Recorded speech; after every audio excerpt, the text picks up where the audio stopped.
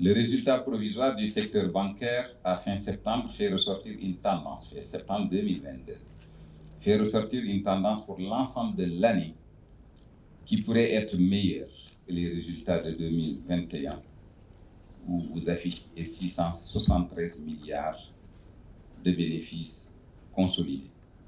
Il importe à cet égard de souligner que ces performances sont largement au-dessus de la rentabilité affichée en 2020, l'année de la Covid-19.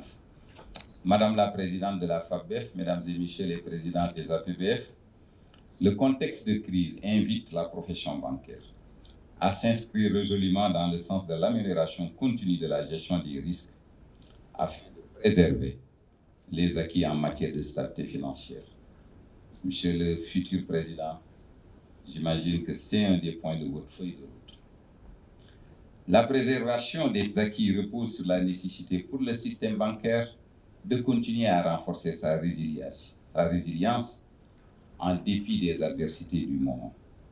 À cet égard, il convient d'accorder une attention toute particulière à la mise en place de cadres de gouvernance adéquats, conformes aux réglementations en vigueur. C'est un appel que nous vous lançons parce que les missions de vérification de la commission bancaire aboutissent toujours et presque partout à des écarts en matière de gouvernance relativement aux règles. Et nous savons que si la gouvernance est en défaut, les risques suivent. Il est aussi attendu, évidemment, comme je viens de l'évoquer, la mise en œuvre de politiques robustes en termes de gestion des risques, qui constitue un atout essentiel face aux défis inhérents à votre activité dans un contexte empreint d'incertitude. Naturellement, votre rôle est de prendre des risques, mais ces risques doivent être particulièrement surveillés avec un dispositif robuste, notamment en ce qui concerne le risque de crédit, le risque de concentration, qui sont les risques les plus prégnants dans la zone. Et il faut que la gestion de ces risques soit au cœur de vos préoccupations.